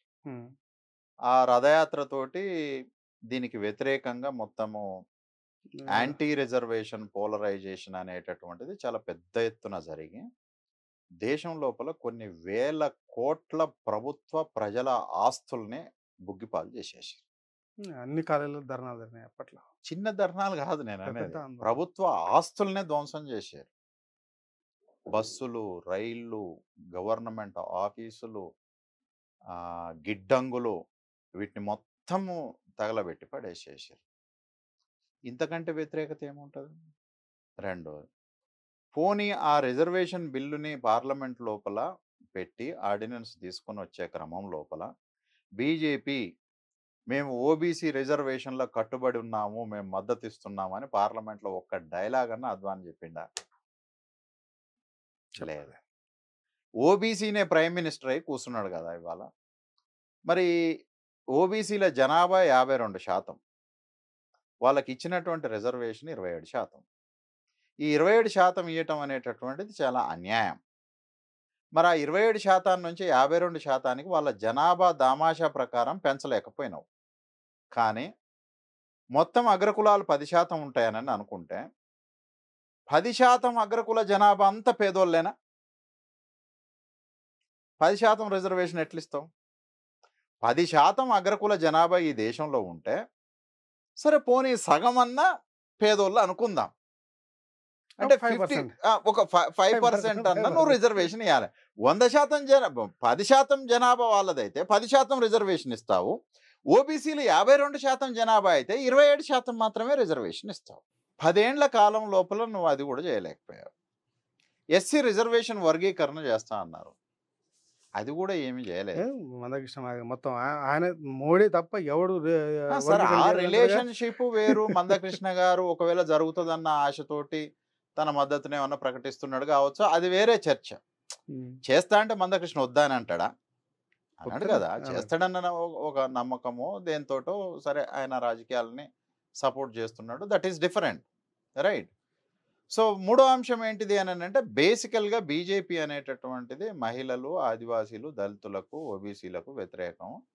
ఆయా వర్గాలు విద్యా, ఉద్యోగ, రాజకీయ రంగాల్లోకి రావడానికి ఎటువంటి ప్రయత్నం చేయదు. ఢిల్లీలో ఓబీసీ కాన్ఫరెన్స్ ఒకటి జరిగింది. 10 ఏండ్లలో 50 అసిస్టెంట్ ప్రొఫెసర్ పోస్టుల్ని కూడా ఓబీసీలకు ఈ దేశంలో ఏ యూనివర్సిటీలో ఇవ్వలేదు. మీరు నమ్ముతారా? నేను అఫీషియల్గా చెప్తున్నాను. 10 సంవత్సరాల్లో ఈ 10 సంవత్సరాల్లో దేశంలో ఉన్నటువంటి సెంట్రల్ యూనివర్సిటీలు, ఐఐటీలు, ట్రిపుల్ ఐటీలు, ఎన్ఐటీలు, రీసెర్చ్ ఇన్స్టిట్యూట్లలో కనీసం 50 అసిస్టెంట్ ప్రొఫెసర్ పోస్టులను కూడా ఓబీసీలకు ఇవ్వలేదు. కేటగిరీ ఉంటుంది కదా నీకు రిజర్వేషన్ లేదు, మీరు చూడండి మొత్తం నోటిఫికేషన్లు తీసుకోండి, నోటిఫికేషన్లనే లేదంటుంటే అసలు. దీని మీద ఇప్పుడు కోర్టుకు పోయారు. కోర్టులో చాలా పెద్ద సీరియస్ డిస్కషన్ నడుస్తూ ఉంది. ఎందుకు ఇవ్వట్లేదు అనే చర్చ చాలా పెద్ద ఎత్తున జరుగుతూ ఉంది. ఈడబ్ల్యూఎస్ రిజర్వేషన్ మొత్తం అన్ని పోస్టులు కంప్లీట్గా నింపి పడేసేస్తూ ఉన్నారు.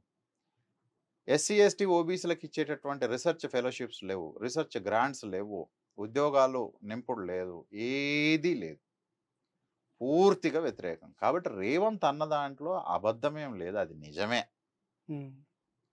బేసికల్గా బీజేపీ పార్టీ అన్ని రకాల రిజర్వేషన్లకు పూర్తిగా వ్యతిరేకము. అయితే ఈ పరిణామాలను ఎట్లా చూడాలి? ఆ నోటీసు ఇవాళ జరిగిన ఒక అదే నేను చెప్తా ఉన్నాను కదా, అంటే టెక్నికల్గా రేవంత్ని నువ్వు దోషిగా చేయటం అనేది కుదరదు. ఎఫ్ఐఆర్లో పేరు పెట్టవచ్చు, దట్ ఈస్ డిఫరెంట్. అంటే పొలిటికల్గా డిఫేమ్ చేయగలుగుతా, అది రేవంత్కు చాలా అడ్వాంటేజ్ అవుతుంది నిజానికి. అంటే కొన్ని సందర్భాల లోపల అంశం ఏదైనా సరే చర్చలో ఉండటం ద్వారా నీకు వాదన పటిమ ఉంటే నీ ఎనిమి ఏ ఇంటెన్షన్ తోటి నిన్ను అందులోకి గుంజినా నువ్వు వీరుడివై బయటికి రావటానికి ఛాన్స్ ఉంటుంది. బహుశా నాకు తెలిసి ఇట్లాంటి విషయం లోపల రేవంత్ 100% సక్సెస్ అవుతాడు. ఎందుకనంటే తీసుకోగలరు. ఒకవేళ బీజేపీ ఈ డిబేట్ని రేవంత్కు వ్యతిరేకంగా నిలబెట్టకపోతే రేవంత్ రిజర్వేషన్ గురించి మాట్లాడితే ప్రజలు పెద్దగా వినే అవకాశం ఉండదు. రైట్. ఎప్పుడైతే బీజేపీ ఇట్లా అన్నది అని చెప్పటం వల్ల ఆన్సర్ చెప్పటానికైనా సరే రేవంత్ ఆన్సర్ చెప్పటం కోసమైనా సరే అవును బీజేపీ రిజర్వేషన్లకు వ్యతిరేకము అని పదే పదే మళ్ళీ మళ్ళీ మళ్ళీ మళ్ళీ మాట్లాడటానికి ప్రధానమైనటువంటి చర్చగా రిజర్వేషన్ అంశం ఉండటానికి తోడ్పడుతుంది. కాబట్టి నా ఉద్దేశం లోపల ఏంటిది అని అంటే టెక్నికల్గా కేసు నిలబడదా, అది వదిలేసేయండి. టెక్నికల్గా రాజకీయంగా it become as a advantage for the Congress party rather than BJP. బీజేపీకి అనుకూలం కాదు. ఎందుకు అనంటే బీజేపీని ఎత్తినెవరో కొట్టుకొని మేము వ్యతిరేకం కాదు అని చెప్పిన ప్రజలు ఎవరు ఈ దేశంలో నమ్మరు. ఈ విషయంలో నమ్మరు. ఇది దేశవ్యాప్తంగా కూడా ఈరోజు చర్చ జరుగుతుంది. జరగడం మంచి పరిణామం నిజానికి. అంటే రిజర్వేషన్లు కూడా మళ్ళీ ఒకసారి దేశంలో ఇంత పెద్ద డిబేట్ జరిగిన ఏ జనరల్ ఎలక్షన్ లేదు, మొట్టమొదటిసారి లేదు. 77లో జనతా ఇప్పుడు చాలా పెద్ద ఎత్తున డిస్కషన్ జరుగుతుంది. ఒకటి అంటే జనాభాని కూడా కుల ప్రాతిపదికన జరపాలి అనే దాంట్లో కాంగ్రెస్ అవుట్ అండ్ రైట్ ఉన్నది, రాహుల్ గాంధీ కూడా అవుట్ అండ్ రైట్ ఉన్నాడు. కులగణన చేపడతాను, కులగణన ఖచ్చితంగా మేము పవర్లోకి వస్తే చేసేస్తాము అని. దాన్ని ఎవ్వడూ ఆపలేడు. ఒకవేళ కులగణన గిన జరిగితే ఆయా రాష్ట్రాల లోపల రాజకీయ, ఆర్థిక, సాంస్కృతిక రంగాల్లో ఊహించనటువంటి పెను మార్పులు జరుగుతాయి. ఎట్లా అని అంటే బహుశా మనం మండల్ కమిషన్ రిపోర్టు అమల్లోకి వచ్చిన తర్వాత విద్యా, ఉద్యోగ, రాజకీయ రంగాల లోపల ఎట్లాంటి సమూల మార్పులు సంభవించినాయో కులగణన జరిగిన తర్వాత కూడా రేపు అదే జరుగుతుంది. సో ఈ కులగణన రిజర్వేషన్లు కాంగ్రెస్ పార్టీని పవర్లో తీసుకొచ్చే అవకాశం ఉందా? 100%. అంటే ఇప్పుడు పవర్లోకి కాంగ్రెస్ పార్టీ వస్తుందా లేదా అనేటటువంటి అంశం కంటే కూడా నేనేమంటున్నా అంటే ఇంతకాలము కాంగ్రెస్ పార్టీ ప్రజలకు, వెనుకబడిన అణగారిన వర్గాలకు సంబంధించినటువంటి చర్చని ఇంత బలంగా గతంలో ఎప్పుడు చేయలేకపోయింది. రైట్. ఇప్పుడు బీజేపీ తన అసలు ఎజెండా అంటే కాంగ్రెస్ని ఊపిరాడకుండా తప్పించుకోలేకుండా చేసే ఒక స్ట్రాటజీ గతంలో ఉండేది. కానీ ఈసారి కాంగ్రెస్ స్ట్రాటజీ లోపల బీజేపీ పడిపోయింది, వలలో పడిపోయిందని నాకు అనిపిస్తుంది. సరే, రాముడు ఎంత గ్రాండ్ డిబేట్ అయినప్పటికీ చాలా స్ట్రాటజికల్గా ఇష్యూ అంతా ఇప్పుడు కాన్స్టిట్యూషన్ మీద, రిజర్వేషన్ మీద, రైతుల మీద, దీని మీద చాలా పెద్ద ఎత్తున చర్చ జరుగుతూ ఉన్నది.